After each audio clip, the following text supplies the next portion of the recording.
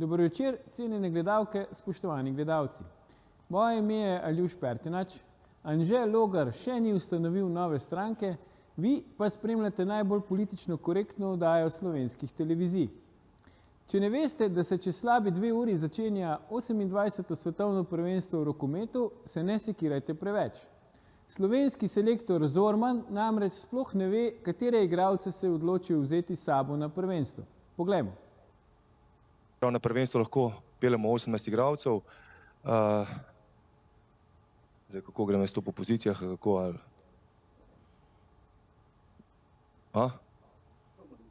Golmani? Dobro. Ko smo tu?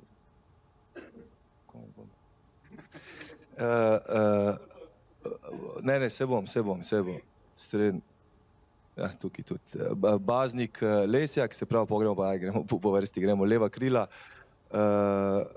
Jovičič, Slatinšek. Kodrin. Potem, vse sem imel, kot imam naši. Se pravi, na levi strani imamo Mačkovšek, Vlah, Kavčič in pa Horvat. Na sredini imamo Bombač, Makuc in Ovniček. Na desni strani Dolenec, Ehte, krila Janc, Novak, Pivoti, Blagotinšek, Žabič pa Horžen. Zato se malo motim, ker so menili malo, niso veliko trenirali, pa zato sem pozval malo, kjer so. Zato so imeli malo več frej.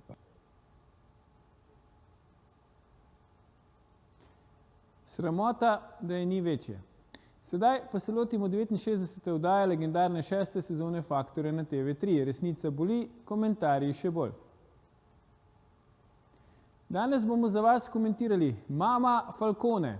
Zakaj je predsednica Državnega zbora doktorica Urška Klakočar Zupančič idealna mešanica Kalimera in Ostržka? Kaj je in kaj ni sovražni govor, ter čemu je podobno obnašanje predsednice Državnega zbora, nam bosta povedala naša stalna komentatorja, Lucija Šikovec-Ušaj in Darko Mršič. Lucija, Darko, dobrodošla v Faktorju. Dobro večer. Dobro večer. Lucija, najprej me zanima, Urška Klakočar Zupančič, ko je bila še sodnica, kakšna sodnica je bila, kako se je obnašala v sodni dvorani? Torej, jaz lahko rečem samo izjemno dobra, odstopala po kvaliteti od kolegov, do odvetnikov korektna, do strank primerno avtoritativna, nobene slabe besede nimam v njej, nobene. A je bila toliko ekstravagantna, kakor je zdaj? Še ko je, na sodišču so toge, jaz moram priznati, da brez toge nisem verjetno nikoli srečala. Tako da ne bi tega vedela odgovoriti. A misliš, da je zaradi tega zdaj, ko je bila kar nekaj časa, ona sodnica, da je zdaj pa, ker ne rabi več toge nositi, da je pol so ji kakšne zavore popustile mogoče? Veš kako je, mislim, dejansko je naša družba zelo patriarhalna oziroma mačistična. Vsekakor bi šla v nos, kakorkoli bi se oblekla in ali bi bila mlada, ali je stara, ali je, skratka, morala bi biti grda, morala bi biti neumna, potem bi Slovenci bili zadovoljni, ker potem bi se lahko na njo usulo vse. Zdaj pa pač, ne vem, mislim, meni se zdi ona normalna, dokaj privlačna ženska, pametna. Mogoče me je motil na začetku njen nastop, ki je bil kot iz sodne dvorane, ali pa bi rekla kot učiteljica ali pa vzgojiteljica v vrtcu. To se mi zdi, da je izboljšala to komunikacijo, da več ne podučuje vseh okrog sebe, tako da mene v ničemer ne moti, tudi v svoji upravi ne. Ok. Darko, zdaj predsednica Državnega zbora je par dni nazaj se oglasila z daljšim zapisom na družbenem omrežju, kjer je, mislim, da že 4. pojasnjevala, zakaj je letela s Falconom na Dunaj na ta pač novoletni dunajski koncert filharmonikov. Napisala je med drugim, da pač otrok ni želela pustiti samih na silvestrski večer, da je njen oče imel prometno nesrečo, v kateri bi lahko bil življenjsko ogrožen in tako naprej. Potem je par dni nazaj posvojila tudi neko mačko v zavetišču, zdaj Kako ti ocenjuješ, ne, ta, po angleško se temu reče strokovno damage control, se pravi to omejevanje škode, ki se ga poskuša iti Urška Klakočar Zupančič od takrat, ko je pač izbruhnila ta afera tega njenega dunajskega obiska Sokolov?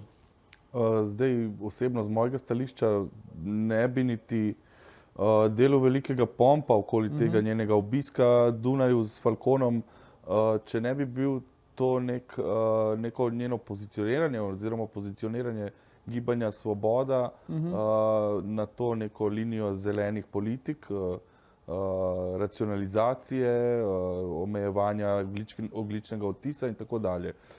Mislim, mi imamo danes predvsem te strukture, ki so tudi nekako z ulice podpirale to oblast oziroma zamenjavo prejšnje oblasti, so na glas govorile o teh politikah, celo o nekih spremembah življenjskega stila na račun recimo prevoza v službo in nazaj do 20 km z javnim prevozom ali eventualno s kolesom in s podobnimi alternativnimi prevoznimi sredstvi. Po drugi strani vidimo, da koristimo take recimo porabnike in onesnaževalce za zelo kratke relacije, kar pa seveda na tej strani niti ni bilo nič posebnega, če se spomnimo tistega Tirkovega poleta v Sarajevo, kar je Urška omenila tudi v enem od svojih zapisov.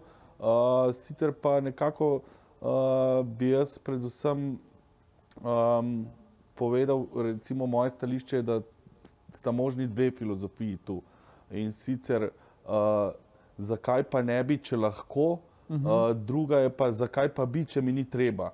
In nažalost večina politikov pri nas se drži te prve filozofije, zakaj pa ne bi izkoristil aviona, če ga lahko. Redko kdo se je postavil na pozicijo, zakaj pa bi, če mi ni treba, pa je mogoče manj komfortno. In predvsem tu vidim problem. In poleg tistega, ki sem ga že navedel, da so predvsem te, da gospa Klakočar Zupančič izhaja iz te politične opcije, ki je na glas govorila o teh zelenih politikah, zeleni tranziciji, zmanjševanju ogljičnega odtisa in tako dalje. Ja. Lucija, zdaj vemo, časovno, če greš s Falconom iz Brnika na Dunaj, približno isto časa porabiš, če greš z avtom, če se peleš v tej kolonija, ki ti odpirajo cesto in tako naprej, ko gre za državniški obisk, ker predsednica državnega zbora ves čas poudarja, da je šlo za državniški obisk. Zdaj, zakaj misliš ti, da tam ni v aparatu koga, ker ona je pač nova na funkciji, verjamem, da tudi ne ve, niti kakšna je praksa, mogoče niti ne ve, kaj se politično splača, kaj se ne splača, zdaj se je naučila, če ni vedela. Ampak da v celem aparatu tam pri njej ni nobenega človeka, ki bi pa rekel, poslušaj, to pa mogoče ni dobro, da ti letiš s Falconom iz letališča Jožeta Pučnika na Dunaj, 5 raj z avtomobilom, časovno isto traja, se pravi, nič ne boš na zgubi. Jaz mislim, da bi se tukaj morala ona vprašati, kdo ji je to svetoval. Predvsem je verjetno dokaj naivna in ima verjetno tudi okrog sebe ljudi, ki ji želijo škoditi. Osebno tudi jaz vem, da je pot do Dunaja dost hitra in da je verjetno čas, ki ga je potrošila, približno enak. Tako da tukaj ni čas. Bi pa rekla, da ti ogljični odtisi in da tukaj se spet nekaj sprenevedamo, nismo božanstva, niti ne bomo mi rešili tega problema, niti ni naš problem. En avion gor ali dol se mi zdi brez veze. To se mi zdi tako malo sprenevedanje kot električni avtomobili, na koncu pa vidiš, da tiste baterije ne vejo kam dati in da več porabijo vsega energije za to, da to naredijo, kot potem skratka je neka profit. Skratka, tukaj se moramo zavedati, da je to del globalistične politike, da je vsa ta fama okrog nekih podnebnih sprememb, ki so se v zgodovini dogajale, bile so ledene dobe, vemo. Mislim, pa nas še ni bilo človeka, da bi delal škodo, da gre tukaj za denar, več denarja, največ denarja, da pa vsi ostali, ki ponavljajo to, pravzaprav služijo temu kapitalu, ki bo tukaj ustvarjal dobičke. Recimo te sončne elektrarne potrošijo v bistvu, uničijo največ prostora glede na pridobljeno kilovatno uro energije, ne vejo kam z njimi, potem ko so odslužene. Skratka, škoda za okolje je bistveno večja kot korist. Tako da tukaj delati neko famo, da mi lahko spremenimo karkoli, ne moremo. Ne? Ampak zdaj, da se vrnem k Urški.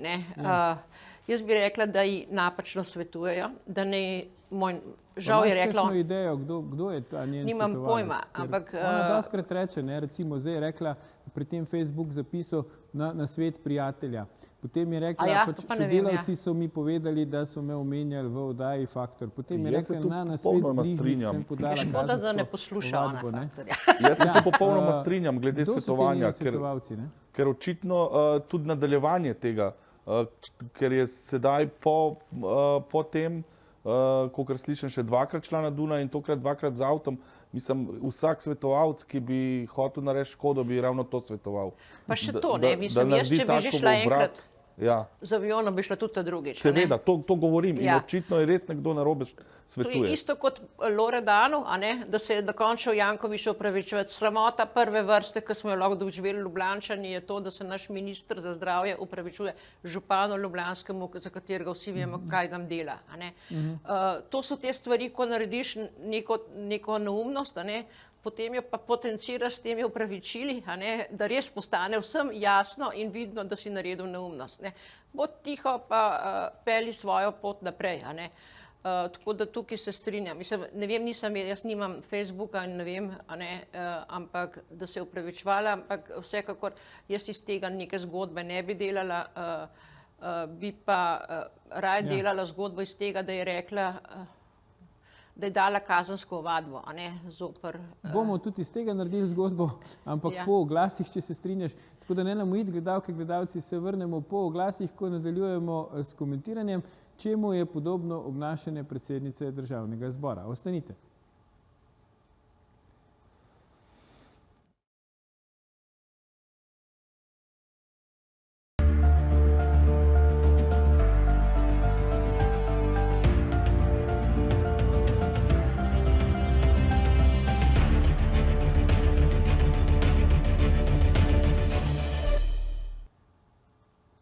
Dobrodošli nazaj. Z nami sta še zmeraj naša stalna komentatorja Lucija Šikovec-Ušaj in Darko Mršič. Pogovarjamo pa se o tem, kaj je in kaj ni sovražni govor. Darko, Lucija je predlagala, preden smo šli na oglase, da se mi začnemo posvetiti sovražnemu govoru in ti si bil enkrat deležen nečesa, kar mogoče je sovražni govor, mogoče pa ni, bo pol Lucija razložila, je ali ni. Ampak strani dosti visoke osebe, namreč šlo je za veleposlanico Bosne in Hercegovine na Češkem, če se ne motim. Predlagam, da si najprej pogledamo, kaj je o tebi povedala, pa potem nadaljujemo z našo debato. Poglejmo. Se pravi, sicer je v tujem jeziku, ampak vse verjamem, da razumete, smeče jedno podlo, fašistoidno, rekokli smeče, rekokli podlo. Najprej me zanima, Darko, kaj si ti tazga rekel, naredil gospe veleposlanici, da se te je takole lotila? To je bilo na volilni dan oktobra lansko leto, ko je na diplomatskem predstavništvu v Pragi oziroma z diplomatskega predstavništva v Pragi gospa veleposlanica, njena ekscelencija Martina Mlinarevića objavila fotografijo, kako v ta volilno škatlo meče glasovnice, ker v Bosni in Hercegovini na splošnih volitvah dobite 5 glasovnic.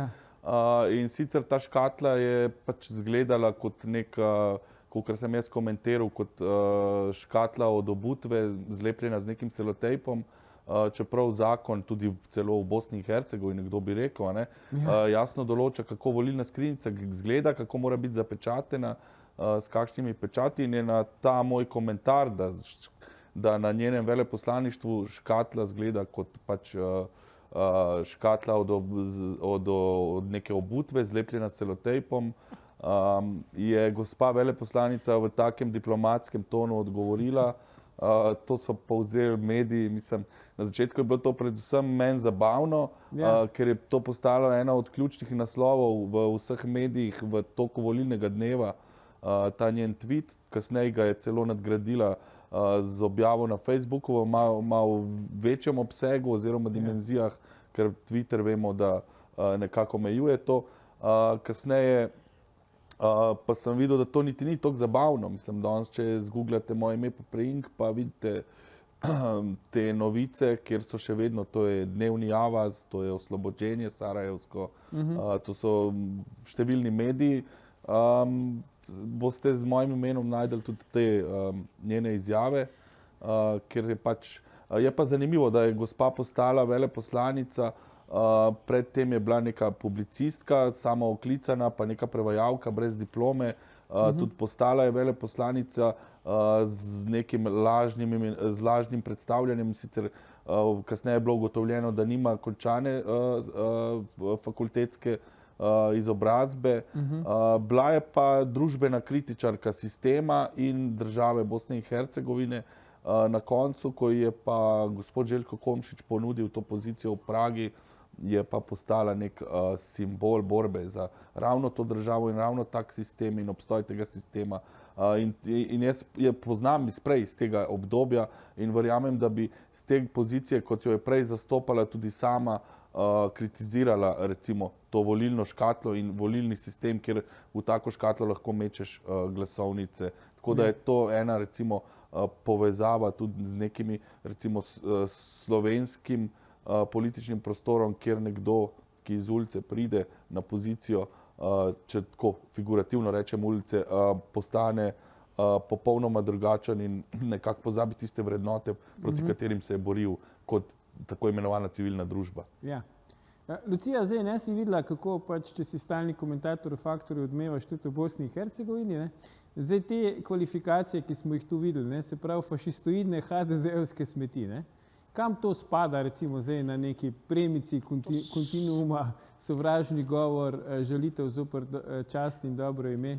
To je razžalitev, To je razžalitev, zdaj, ampak jaz vedno stojim na stališču, da te lahko razžali samo človek, o katerem imaš dobro mnenje, ki ga ceniš. Torej, kot je zdaj Darko povedal, nekako ni imel dobrega mnenja o njej in s tem ga verjetno tudi ne bo imel. Ni ga izboljšal potem, hočeš. Ja, tako da mislim, da se ga lahko zadeva začne zabavati, kot mene, če vtipkam svoje ime v Google, dobim, da sem kurba, ne vem, iz mladine, Bog jim daj vesele, mislim, to je pač njihov stil. Skratka, tukaj pri mladini enostavno... sicer mogoče bolj moramo reči, Lucija, Bog jim daj žilne upornice, če se prav spomnim. Ja, slej ko prej bojo tudi to prosili. Tako da, ja, ne jem čim več. Kar se tiče tega, da ljudje ne ločijo sovražnega govora od razžalitve. Mislim, to je hudo, ker tudi moji kolegi odvetniki tega ne ločijo. Zoper mene je dala ena kolegica ovadbo, potem je še policist rekel, čakajte malo, se tole pa ni. Ja, hvala, sem rekla, hvala lepa. Mislim, se to jaz že skozi trdim. Tako da je to tako na meji in tudi to, kar je naredila gospa Klakočar, seveda, ko je govorila, da je to, kar je govoril Vodeb, sovražni govor, ni sovražni govor. Je neumnost, je lahko nesramnost. Mislim, Vodeb ima te zadeve. V tej izjavi je zame žalostno to, kot sem rekla, da ona ne gleda Faktorja, pa bi bilo lušten, če bi ga. Ampak se tudi strinjam, da zaščiti v tem smislu. Jaz razumem, kaj je rekla zaradi svoje družine, s tem ni mislila svojih staršev, moža, partnerja, kakorkoli, ampak vsekakor otroke. Otroci njeni so stari, mislim, tam na začetku najstniške dobe, 10 ali koliko let, in slišijo na ulici, v šoli. Skratka, otroci niso previdni, niso še socializirani, pač mirne duše povedo in ti otroci znajo njeni slišati na račun tega, kar je Vodeb tukaj brez veze govoril, prizadet njene otroke. V tem duhu jaz razumem to njeno ravnanje, ampak sama je bila žrtev tega. Sama je bila žrtev, ko je bila sodnica tega, da je zaradi svoje izjave, svojega mnenja se morala zagovarjati na sodišču. Čemer je spravim sramota, ki se ni zgodila tam od 50 let. In ker je bila sama žrtev, bi mogoče od nje pričakovala več tolerance oziroma več tistega, vsak človek ima pravico, Bog pomagi, a ne, izreči to, kar si misli, ker to je temeljna človekova pravica, da lahko misli in da lahko to izraža. In to seveda je daleč od sovražnega govora. Verjetno bo tožilstvo to prekvalificiralo v razžalitev, njeno ovadbo štelo kot predlog za pregon in Vodeb se bo znašel na sodišču. Nedvomno, ampak ne zaradi sovražnega govora. Ampak zakaj je recimo predsednica Državnega zbora kot bivša sodnica po tvoji naloč med sovražnim govorom pa žalitvijo zoper dobro čast in ime? Ne, to tudi odvetniki ne ločijo. Če se ne ukvarjajo s kazenskim pravom, tega ne ločijo. Tudi njena prijateljica Nataša Pirc Musar tega ne loči. Mislim, tukaj je pač ta, bi rekla, tudi, da se razumemo, tudi na desni strani tega ne ločijo. Tukaj ni, da bi bilo to enostavno ekskluziva leve strani. Ne, tudi desna stran. Nasplošno ljudje vsako stvar, ki jim ni povšeči, jemljajo kot sovražni govor. Ni to sovražni govor. Tudi recimo jaz verjetno tega kaznivega dejanja sploh ne morem narediti, ker nimam nekega vpliva. Ti recimo si že bolj znan in imaš večji vpliv na ljudi, pa še tudi jaz ne verjamem, da ti lahko pozivaš k hujskanju, da bi to imelo neke konsekvence. A veš, torej to lahko naredi nekdo, ki ima res vpliv. To vidimo zdaj v Braziliji, videli se je tudi v Združenih državah Amerike, skratka nekdo stoji za temi zadevami. To niso neki komentatorji po televiziji ali pa neki kakor psihoanalitiki, niti podrazno. Samo še ena stvar, Lucija, zdaj tudi ta postopek, če bo prekvalificiran na zasebno pobudo, bomo plačali davkoplačevalci? Nažalost, ne, na koncu ga bo Vodeb. Ker mislim, tukaj jaz mislim, da bo, sej nisem ne videc, ne nič, ampak to, kar sem potem šla poslušati, je, in to ima brez zamere Roman velikokrat, pri tem, da bi jaz nisem noben, tudi on ni, ampak zdaj se bom malo pošalila. Mislim, njegova ideja, da ženske bolehamo za nekim kastracijskim kompleksom in da si vse grozen želimo imeti lulčka, mislim, je povsem zgrešena. On ne ve, da ženske od mladih nog naprej jih lahko dobimo na posodo, pa glih, kakor si jih želimo. Mislim, ga ne rabimo, in jaz pa še to bom rekla tako malo, včasih mene kakšna stvar tako v življenju zabava. In moški kot moški me ravno v tem delu, bi rekla, reproduktivnih organov, se mi zdijo tako nedokončana zgodba, da jim je pač tole nekako ostalo zunaj, nezaščiteno. Tako bi rekla, kot pri avtomobilu prestave, če bi jih imel na havbi. Mene to vedno zabava, da bi bolehala za tem, da si želim imeti to orodje, ampak me bolj zabava kot fizično nedodelana zadeva, ker vidiš, kako se morate vedno ščititi tam. Mislim, ženske smo bolj zaščitene, kar se tega tiče. Da si nas čist nekam odpeljala, se mi zdi, Lucija. Ja, se oproščam, ampak zaradi tega, ker me je tako Vodeb... Ne, resnično to ni način, kar je on govoril in to njegovo žaljenje se mora nekoč končati. Ja. Veš, kaj me zanima, Darko, si ti po vsem tem potem sprožil kak postopek proti gospe veleposlanici?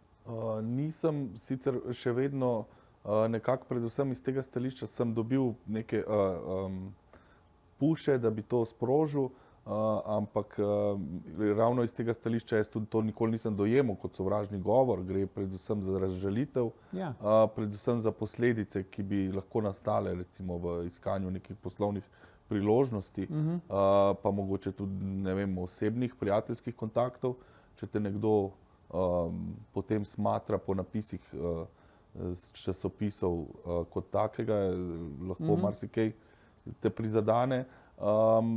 Predvsem zaradi tega, ker nisem pravno dovolj podkovan bil, da bi nekako, ker gre za nekako trodimenzionalno zgodbo. Ona živi v Pragi, je državljanka Bosne in Hercegovine, zadeva se je zgodila na internetu. Jaz sem državljan Republike Slovenije, s prebivališčem v Republiki Sloveniji in zdaj je ta dimenzija zelo široka, ne vem, pristojnosti in vsega, tu bi mogoče lahko kolegica v studiu več povedala. Tako da nisem, čeprav je pa še vedno stvar odprta in se pravim, nisem dovolj v Bosni in Hercegovini bil zadnje čase, bi pa vsekakor sem imel plan se usesti s kakšnim pravnim svetovalcem oziroma strokovnjakom, ki bi mi lahko svetoval, kaj lahko iz tega iztržem, če nič drugega v neki smeri, ki bi potem pripeljala do tega, da bi mogoče kakšno humanitarno donacijo lahko usmeril v kakšne organizacije, ki bi delale na tem tudi v Bosni in Hercegovini, na popravljanju tega javnega nastopanja oziroma javnih kritiziranj, blatenj na internetu in tako naprej. Lucija, kako zdaj to si razložiti? Ne? Darko še ni razmišljal povsem, da bi se začel, da bi se saj poskusil pravno zaščititi ali pa dobiti neko pač pravno zadoščenje za to, kar se mu je zgodilo. Na drugi strani imamo pa predsednico Državnega zbora, ne, bivšo sodnico, ki ima fizično varovanje, njena družina ima fizično varovanje in na drugi najpomembnejši politični funkciji v Sloveniji po naši ustavi, ne, in se počuti tako napadeno z izjavo nekoga v oddaji, ki je po lastnih besedah sploh ne gleda, sploh ni videla. Na to so jo opozorili sodelavci. V prvih intervjujih je celo govorila, da se je to ni dotaknilo, potem je pač obrnila ploščo, zdaj razlaga, da se to dotika vseh žensk v Sloveniji, ne samo nje. Ne? Zakaj misliš, da je taka razlika v ravnanju? Ne? Pri čemer vemo, da tudi sodna praksa pove, da so standardi tolerance za ljudi, ki so javne osebe ali pa celo politični funkcionarji, vendarle višji kot pa pri nekih povsem zasebnih ljudeh. Ne? Mislim, to je itak po mojem neka anahronizem v naši kazenski zakonodaji, ta privilegij v bistvu politikov, za katere dela državno tožilstvo, drugi državljani morajo to sami financirati. Ne? Tako da, ampak tega ni, da sprotno, to so hoteli še zaostriti, ker se jaz spomnim za časa vlade SDS-a, tako da bi imeli še več pravic. Tako da, veš, ljudje dojemajo te zadeve različno. In meni je žal, da ni tukaj Romana, a ne, ker bi rajš povedala te zadeve takrat, ko je on zraven. Ampak zdaj bom rekla, kot ženska, pa ne kot ženska, kot človek, jo razumem. A ne? Enkrat greš preko, dvakrat greš preko. Ko pa potem mogoče pride neka opazka strani, se pravi, nekega sošolca, nekega prijatelja tvojega otroka, a ne, takrat se pa zgodba neha, ne, takrat se pa več to nisi ti sam, ki si užaljen, razžaljen, ampak posledice tega, da si na neki funkciji, imajo tudi otroci. In to se mi zdi, da bi morali se zavedati, da kadar tudi grejo ljudje v politiko, da imajo otroke in da bo to vplivalo na njih ne samo v dobrobit, a ne, da bojo uživali neke privilegije ali pa, kaj pa vem, mogoče nek ugled, ampak tudi vse slabo bojo nažalost tudi otroci pokasirali. Torej, ne glede na politično barvo, to se dogaja. Je zdaj vse ženske, jaz bom rekla tako, mislim, ženske smo dosti trdoživa in jaz bi rekla pri Urški Klakočar, jaz predvsem vidim joie de vivre, torej veselje do življenja. Ona je dejansko polnokrvna ženska, ki se življenja veseli. In redko katero žensko jaz vidim, ki ne bi bila vesela, da je ženska. In tudi pri njej pa prav izžareva neko veselje. In to očitno nekoga iritira. Ne? Meni je všeč to, ravno to razposajeno, rečemo, no, pa mogoče ni prava beseda, ampak to radoživost, ki jo ona izkazuje. Ne? Iz te depresije, ki smo bili 2 leti zaradi korone, ko je narod dejansko bil depresiven, se pojavi nekdo na političnem odru poln veselja, poln vzhičen, da ga ljudje pozdravljajo. Mislim, pa zakaj ne bi bili mi vsega tega veseli? Mislim, Ja, ne vem, zdaj, to so pač verjetno so pogledi različni, bolj gre na to pri kritikah njenega ravnanja, kako spoštuje oziroma ne spoštuje državni protokol. Mimogrede, ne, v tem svojem zapisu na Facebooku ni pozabila omeniti, da v Avstriji na Dunaju se po celoti držala državnega protokola, tako našega kot njihovega. Ne. tako da očitno, ko greš na Dunaj, so stvari vendarle drugačne. Ni pa omenjala tega, kar si ti zdaj rekla, Lucija, se pravi skrbi za otroke v tem kontekstu, mogoče si je podala kakšno idejo, pa bo v naslednjem zapisu na Facebooku še to dodala kot v vrsti razlogov, zakaj ravna tako, kot ravna. Darko, zdaj jasno je, tudi vdaj, ali pa predvsem vdaj, kot je naša, se bi raj pogovarjali o kakšnih drugih zadevah, ko pa o tem, kam leti predsednica Državnega zbora z Sokolom in kam ne in kaj piše po Facebooku in česa ne piše.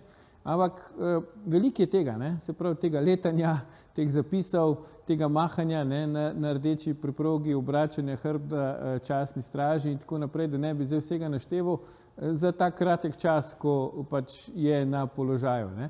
Čemu ti to pripisuješ? Misliš, da gre tu pač za te, ko bi rekel, začetniške, porodne neke krče, da tako kot pravi Lucija, da nima pravih sodelavcev, ali je vendarle to, kar je nazadnje rekla Lucija, da pač ima tak radoživ značaj in se ji zdi prav, da tudi na funkciji ta značaj vsej svoje razkošnosti, da tako rečem, pokaže?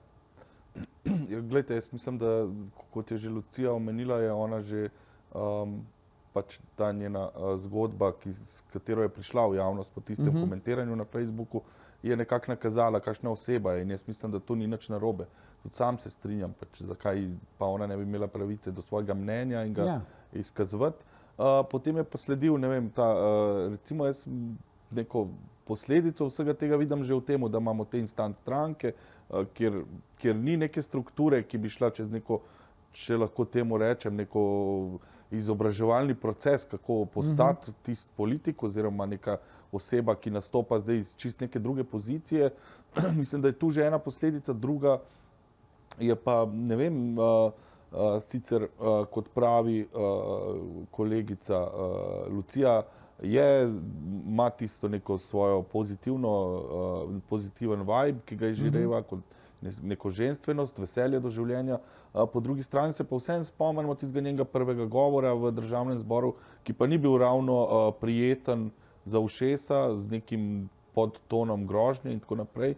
Tako da so tudi ta nihanja v tem razpoloženju in nastopanju v javnosti. Mislim, da smo imeli tudi še ene par tistih medklicov na nekih tiskovnih konferencah.